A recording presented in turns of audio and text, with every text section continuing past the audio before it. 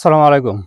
প্রিয় কৃষক ভাইরা, আপনারা কি জানেন যে কারেন্ট পোকা বা বাদামি গাছ ফড়িং বা বিপিএস আমরা যাই বলি না কেন, আমাদের কৃষক ভাইরা এটাকে কারেন্ট পোকা বলে আপাতত অবহিত করে।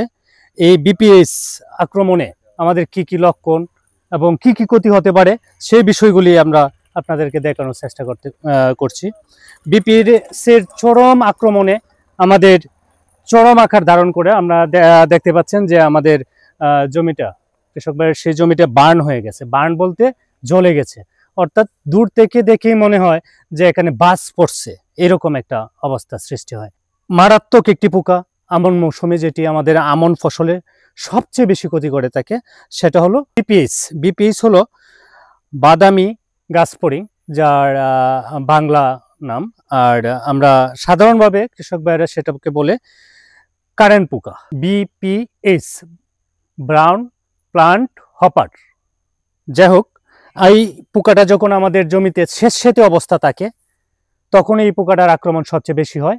এবং এই পোকার কাজ হলো, সে গাছের গোড়ায় বসে গাছের রস চুষে চুষে, কারেন্ট যেভাবে আমাদের স্তন্যপায়ী প্রাণীদের রস চুষে নেয় লাগার পর, সেরকম এই পোকাটা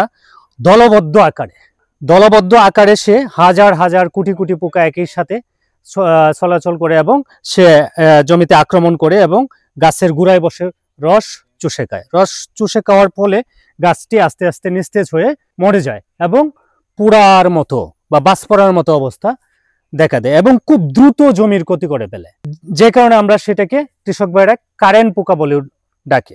এই কারেন্ট পোকা দমনের জন্য আমাদের প্রথমেই আমাদের কৃষক ভাইদেরকে সচেতন হওয়ার দরকার।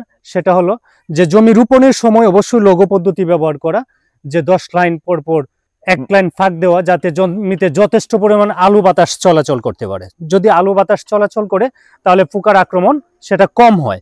কারণ হলো এই কারেন্ট পোকা বা এই বিপিএস, সে আলু পছন্দ করে না, সে আলু পেলেই সরে যায়, অন্ধকারাচ্ছন্ন পরিবেশে সে আক্রমণ করতে পছন্দ করে। আমরা দেখতে পাই যে যেসব জমিতে বার্ন হয় বেশিরভাগই হলো ছায়াযুক্ত জমি, জঙ্গলের আনাচে বা গাছের নিচে, সেসব জমিতেই সবচেয়ে বেশি আক্রমণ করে সেতে জায়গায়।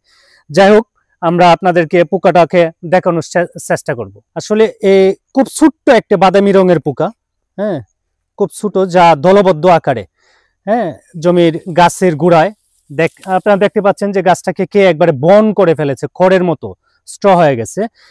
আরো দেখতে পাচ্ছেন যে তীব্র আক্রমণে একবারে গাছের আগা পর্যন্ত চলে আসছে পোকাটা। দেখেন যে এখানে পাতায়ও চলে আসছে, প্রচুর পরিমাণ পোকা, আর সেই পোকাটাই এই জমিটাকে বার্ন করে দিয়েছে। সুপ্রিয় কৃষক ভাইরা, আপনাদের সদয় অবগতির জন্য জানাচ্ছি যে অবশ্যই এই গুরুত্বপূর্ণ পোকা দমনের জন্য, হ্যাঁ, আপনারা অবশ্যই আপনাদের স্থানীয় কৃষি বিভাগ বা কৃষি কর্মকর্তাদের সাথে পরামর্শক্রমে ঔষধ প্রয়োগ করবেন। এবং ঔষধ প্রয়োগের জন্য অবশ্যই খেয়াল রাখতে হবে যে জমির গাছের গোড়ার দিকেও ঔষধ স্প্রে করতে হবে। অনেক কৃষক ভাইরাই ওই পোকা দমনের জন্য বিকেলবেলা দেখলাম যে এই গাছের উপর দিয়েই স্প্রে করতে থাকে। আসলে গাছের উপরে না, এই পোকাটা যেহেতু আক্রমণ করে নিচের দিকে, সুতরাং অবশ্যই যথেষ্ট পরিমাণ পানি দিয়ে যাতে গাছের গোড়া পর্যন্ত ঔষধ পৌঁছায়, সেজন্য আপনাকে গাছের গোড়ার দিকে স্প্রে করতে হবে। আর এই বিপিএস দমনের জন্য বিভিন্ন ধরনের ঔষধ আমাদের বাজারে আছে। আমি আপনাদের অনুরোধ করব যে সংশ্লিষ্ট কৃষি কর্মকর্তা বা কৃষি বিভাগ এই বিষয়ে যারা এক্সপার্ট, তাদের সাথে পরামর্শক্রমে আপনারা অনুমোদিত মাত্রায় অনুমোদিত কীটনাশকগুলোকে সঠিক সময়ে প্রয়োগ করার জন্য সকলের প্রতি বিনীতভাবে আহ্বান জানাচ্ছি। এবং কৃষক ভাইরা অবশ্যই ঘন ঘন আপনাদের জমি পরিদর্শন করবেন। সবাই ভালো থাকবেন।